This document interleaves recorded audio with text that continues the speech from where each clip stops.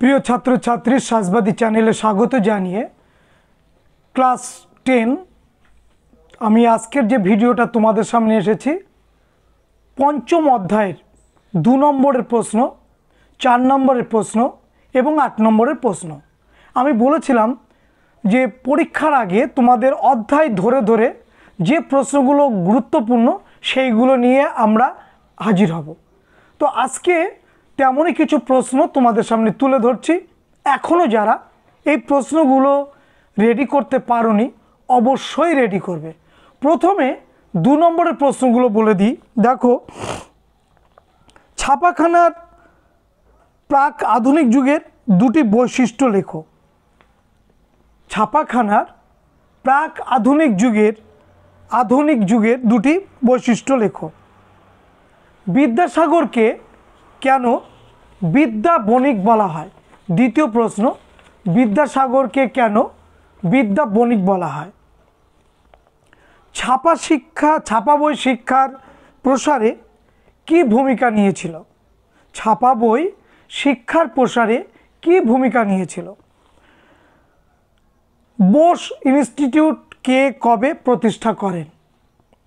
জাতীয় শিক্ষা পরিষদের উদ্দেশ্য কী ছিল? রবীন্দ্রনাথের বিশ্বভারতী গঠনের উদ্দেশ্য কী ছিল? নেক্সট, রবীন্দ্রনাথের শ্রীনিকেতন প্রতিষ্ঠার উদ্দেশ্য কী ছিল? নেক্সট, ফোর্ট উইলিয়াম কলেজ কেন প্রতিষ্ঠিত হয়েছিল? তারপরের প্রশ্ন, মহেন্দ্রলাল সরকার স্মরণীয় কেন? এটা 4 নম্বরের জন্যও দিয়েছি, আবার 2 নম্বরের জন্যও দিয়েছি। বাংলার সাংস্কৃতিক জীবনে ছাপাখানার বিকাশের প্রভাব কতটা লেখো। এগুলো কিন্তু সব 2 নম্বরের প্রশ্ন। এখন এই 2 নম্বরের প্রশ্ন, এই প্রশ্নগুলো অবশ্যই করবে এবং তোমরা জানো যে এই অধ্যায় থেকে 4 নম্বরের প্রশ্ন আসবে, 8 নম্বরেরও প্রশ্ন আসবে। সেগুলো বলার আগে বলি, এখনও যে সময় আছে সেই সময়টার জন্য অবশ্যই একটা রুটিন করবে এবং সেই রুটিন অনুযায়ী পড়বে। এখন আসি আমি কোন প্রশ্নগুলো রেখেছি 8 নম্বরের জন্য। দেখো, মানুষ, প্রকৃতি ও শিক্ষার সমন্বয়ে রবীন্দ্রনাথের ভূমিকা লেখো। দ্বিতীয় প্রশ্ন, বাংলার ছাপাখানার ব্যবসায়িক উদ্যোগ সমূহের পরিচয় দাও। 3 নম্বর প্রশ্ন, শান্তিনিকেতনকে কেন্দ্র করে কিভাবে রবীন্দ্রনাথের শিক্ষা চিন্তার বিকাশ হয়েছিল। 4 নম্বর প্রশ্ন, হ্যাল হেদের a grammar of the Bengal language গ্রন্থটি গুরুত্বপূর্ণ কেন? এবং ওর সঙ্গে বাংলার ছাপাখানার বিকাশে চার্লস উইলকিন্সের ভূমিকা লেখো। এটা গেল 8 নম্বরের এই 4টে প্রশ্ন পঞ্চম অধ্যায় থেকে। এবার 4 নম্বরের জন্য যে প্রশ্নগুলো রেখেছি, নাম্বার 1, বাংলায় ছাপাখানা শিল্পের বিস্তারে উপেন্দ্র কিশোর রায়চৌধুরীর অবদান লেখো। 2, ছাপা বইয়ের সাথে শিক্ষা বিস্তারের সম্পর্ক লেখো। 3, বসু বিজ্ঞান মন্দির টিকা, বিটিআই বেঙ্গল টেকনিক্যাল ইনস্টিটিউট টিকা। 5, বাংলায় মুদ্রণ শিল্পের বিকাশে গঙ্গা কিশোর ভট্টাচার্যের অবদান কীরূপ ছিল।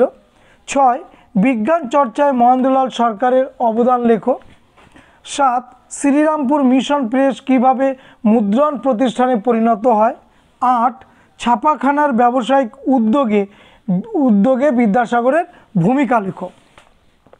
তাহলে 4 নম্বরে দিয়েছে 8টা এবং 8 নম্বরে দিয়েছি 4টে। আশা করছি তোমরা এই প্রশ্নগুলো সবই রেডি করেছো।